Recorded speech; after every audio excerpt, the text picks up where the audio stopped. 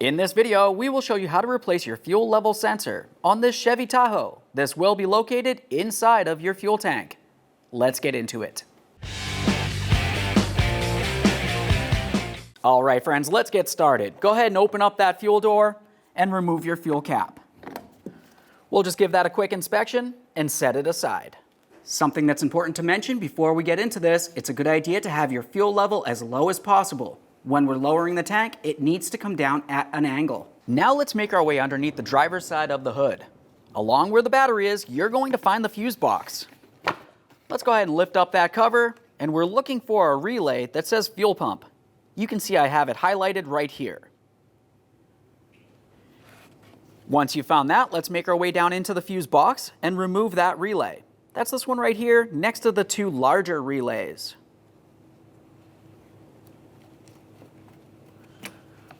We'll just give it a quick inspection for corrosion or damage and set that aside for now. Now the next thing that you'll want to do is attempt to start the vehicle. What you'll probably find is if it does start, it'll stall right out. Otherwise, it's just going to crank, crank, crank.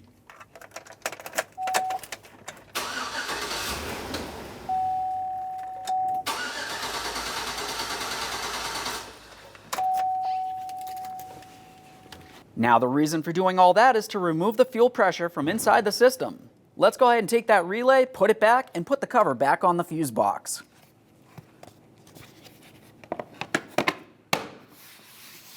Now let's safely raise and support the vehicle. Let's make our way underneath the driver's side rear of the vehicle.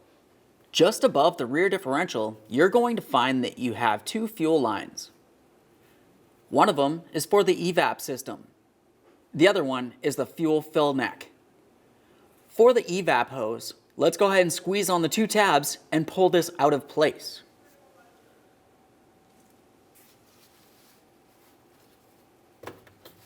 Now that we've done that, we're going to continue on to removing the fuel fill hose from the tube.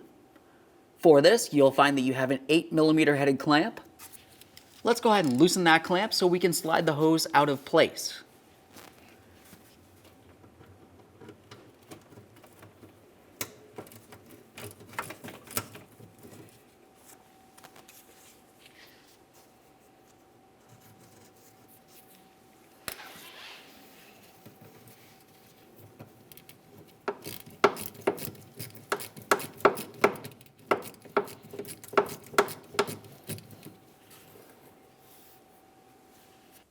Now with the clamp out of the way, continue on with a hose pick. We're going to have to separate the rubber hose from the metal aspect of the filler neck.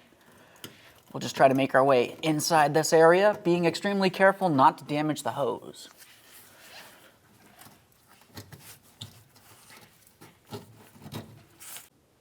Now once you have that hose broken free, we'll pause in this area and make our way towards the passenger side. This is where you're going to find the evap canister.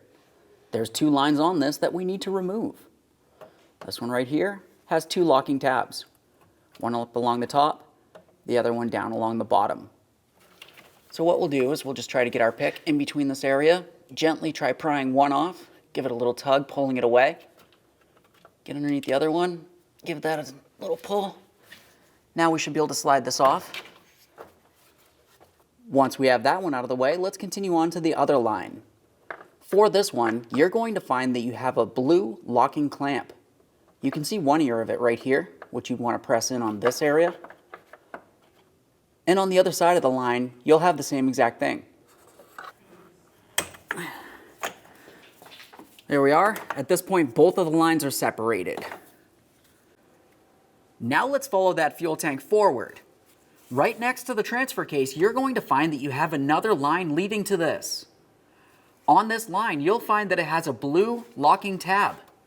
Squeeze on both of those ears and gently pull this out of place.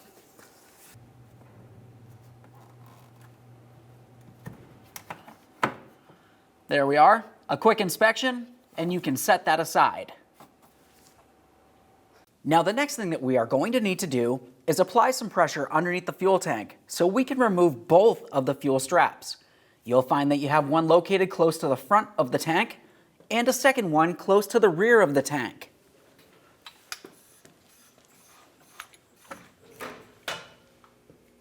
Let's start with the rear strap. For this, if you were to look along the frame, you're going to find a 15mm bolt holding this in place. Remove it.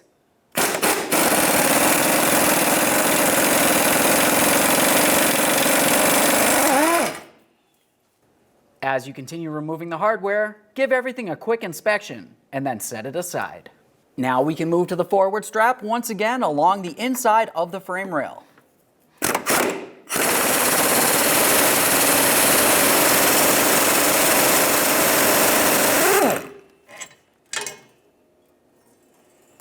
Now that we have the bolts out of there, let's go ahead and remove each of those straps.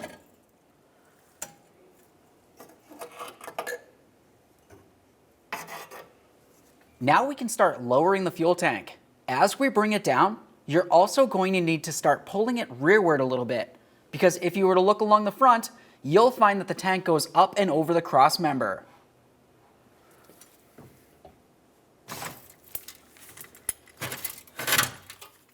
Now that we're starting to come down a little bit, let's pay attention to that filler hose. Go ahead and carefully pry it off of the filler neck tube.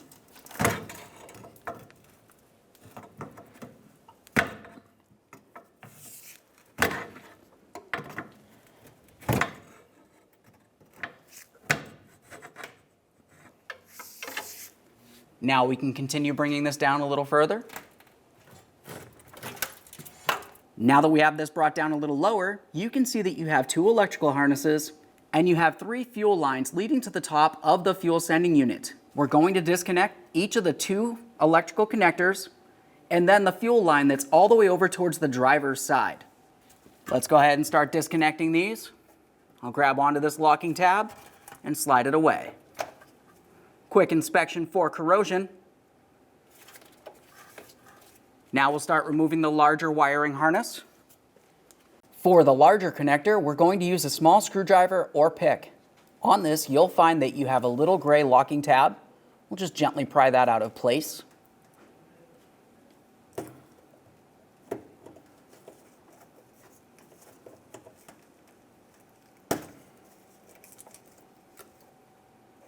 It looks like there's half of it there. I'm just going to double check to see if any more is in there. It is not. This one must have been broken. That's okay. We'll set this aside. Continue on to pressing on the locking tab in the center. Dislodge that. Quick check for corrosion. Now we can start removing our lines from this. On these, there's 2 tabs. We'll go ahead and squeeze on those. You can use your fingers or some long nose pliers and pull the line right up and off of there.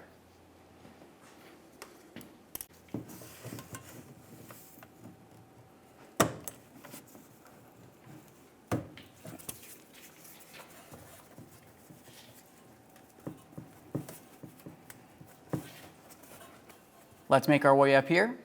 There's a little clamp that we're just going to dislodge real quick. Once we have the fuel tank down on the ground, we can remove the other 2 lines. Let's keep bringing this down at an angle.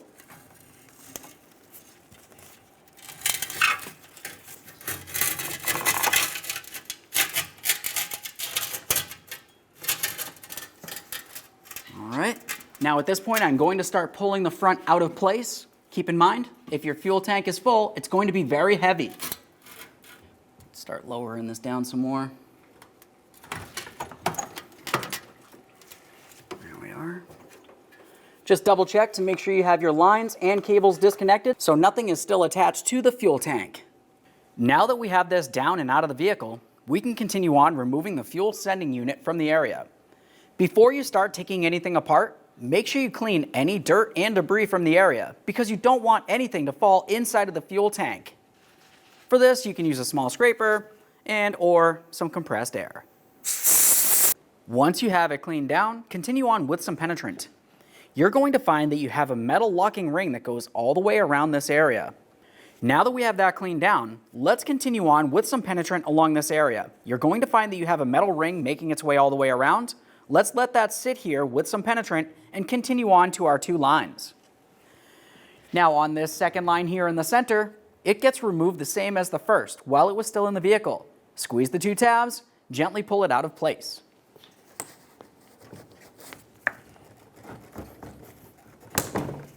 There we are. For this one right here, it's going to have two locking tabs. These ones are a little different. You need to use two picks, one on one side, one on the other, and slide that out of place as well.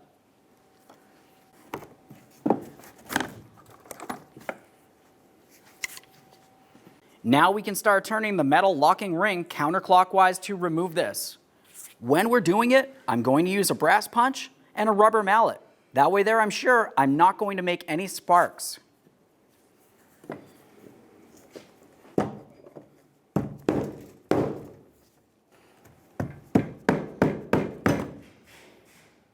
Now let's take hold of that fuel sending unit, press it down, and then finish cleaning up the area.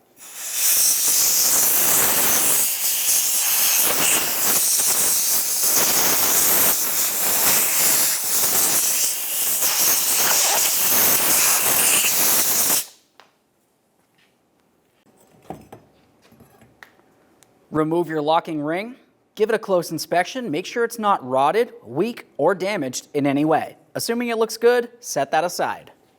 The next thing you want to do is make sure you have a collection bucket next to the area, because as we lift this up and out of here, it's probably going to have a little bit of fuel still left in it. Now once you have this up, we're going to continue on to removing these two lines as well. For the small one, once again, you have a little tab that you can squeeze in the two ears and gently pry this out of place. Reach up in here.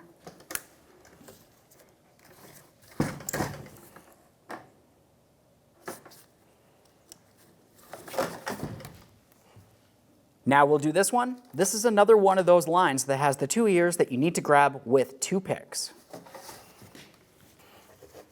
Now with both of those pried away, we'll just slide this off of here.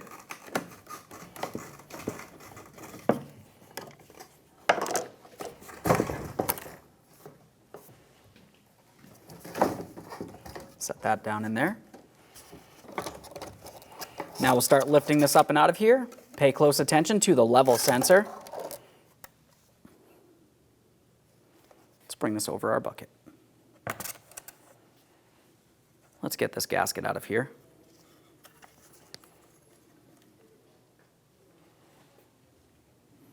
Now let's have a close look at this. It's time to start removing the fuel level sensor from the sending unit. You'll find that you have two purple wires that make their way all the way up to a black connector up along the top here. Go ahead and pop that out of place. You can use your fingers or a small pick. Get underneath this ear, gently pull that down.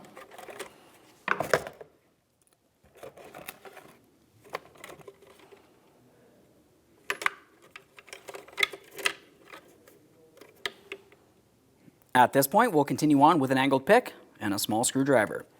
You're going to find that you have two locking tabs. There's one right along this area that you just carefully get underneath and gently pry away. Once you've gotten underneath there, you're also going to have to make your way along the back side of this. We'll just gently pry in these two areas, separating them, and then you should be able to slide this out of place.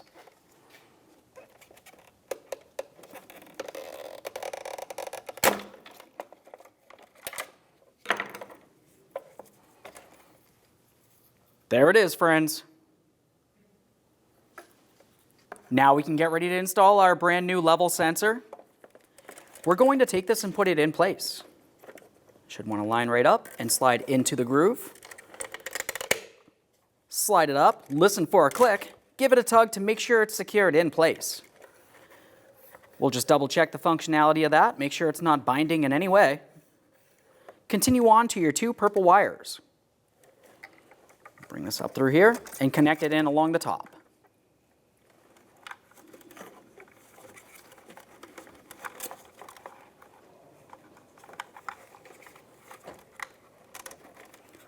Listen for a click, give it a nice tug because you want to make sure this does not come free on you while you're driving down the road.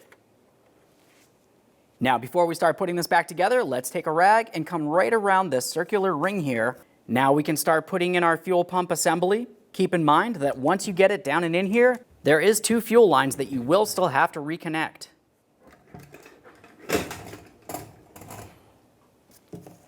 Just reach down in here, grab onto the larger line.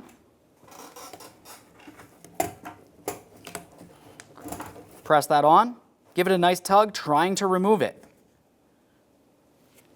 Now let's grab that smaller line as well and slide that into position.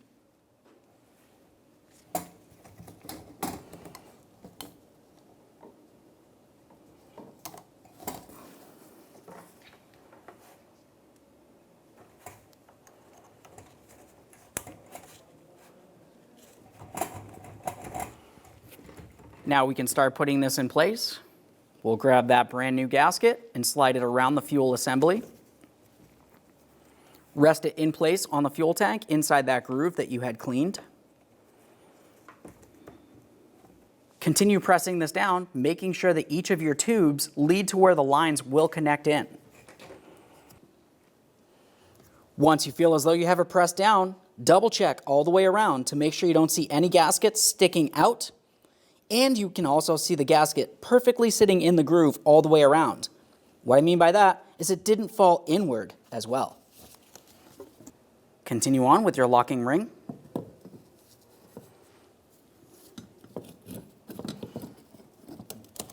It might help you to keep pressure on the fuel sending unit.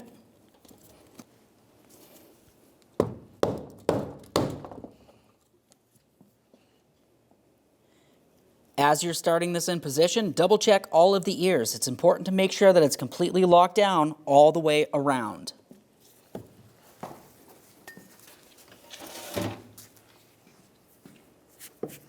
Assuming all that looks good, continue driving it in.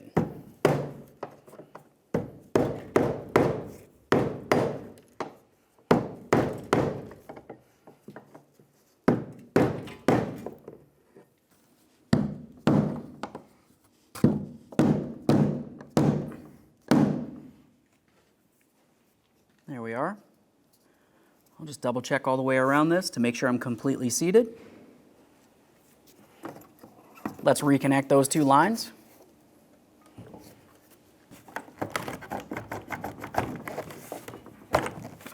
Get that line on there. We'll give it a little tug. Yeah, that feels good. Time for the center line. Now looking at this, you'll find that you have two rectangles. You want to make sure that those line up with your locking clips.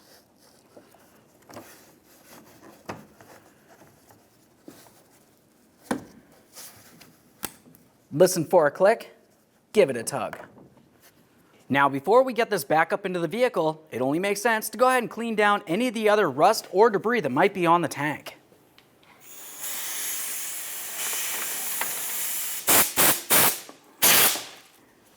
Now we can start putting this in position in the vehicle. While we're putting it up here, you need to come up at an angle and put the forward end in first.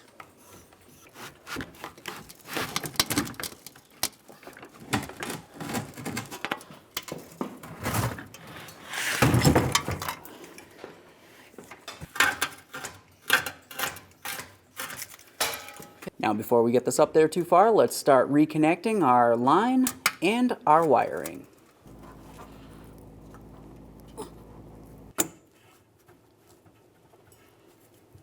Now that we have that latched in, let's also make sure that we clip it into place along the top of the fuel tank.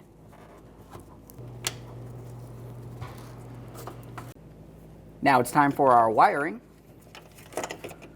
We'll press in that large connector. Listen for a click from that. Give it a quick tug. Make sure you put back in the gray locking connector piece. As I mentioned before, ours is broken, but I'll put in the piece that I can use.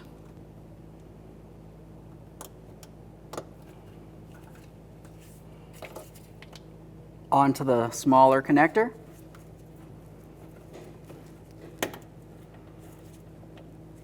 Now we can continue jacking this up into the proper position. Once we get it up high enough, you want to make sure you start putting that filler neck hose onto the filler neck tube.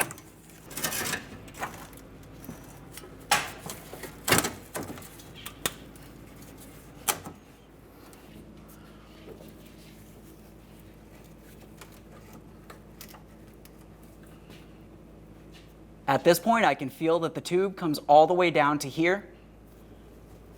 Let's take that clamp and snug it up.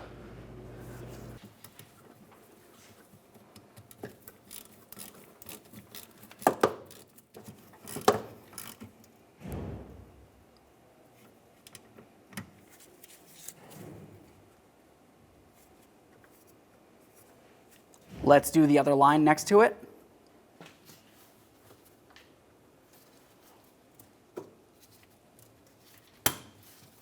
Listen for a click, give it a tug to make sure it's completely secured. Now we can reconnect our other two lines in this area. Let's get that wiring out of the way. Try to get this one lined up. Slide it on there. Listen for a click, give it a tug to make sure it's secured on. Do the same for the larger tube.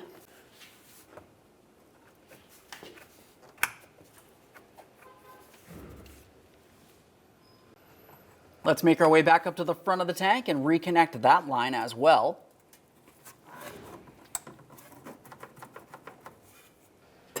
Let's continue on to reinstalling our fuel tank straps. We'll slide this into position along the center of the vehicle, swing it over towards the driver's side, and put in our mounting bolt. Get this lined up, start in our mounting bolt.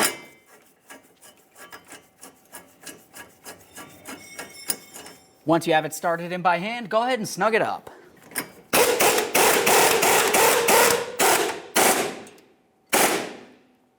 Now we'll do the same for the forward strap.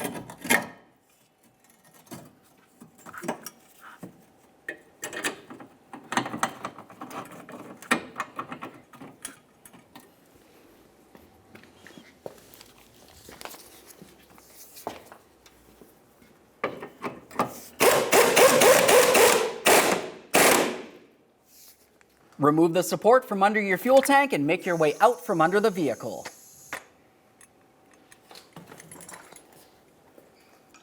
Out from under the vehicle, let's continue on by putting on our fuel cap and shutting the fuel door. Okay friends, we've got the truck back together. At this point, hop in the passenger compartment and attempt to start the truck. What you're going to find is that it takes a couple extra cranks to be able to get it started. That's due to the fact that there's no fuel pressure inside the lines. Fuel has to make its way all the way from in the fuel tank up to the engine. Once it starts running, go ahead and take a peek underneath the vehicle and make sure you don't have any fuel leaks. Aside from that, take it for a road test. Thanks for watching.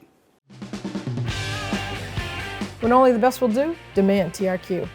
The only company that lets you view before you do. TRQ is committed to offering the highest quality aftermarket auto parts that are engineered for peace of mind. Thanks for using and viewing with TRQ.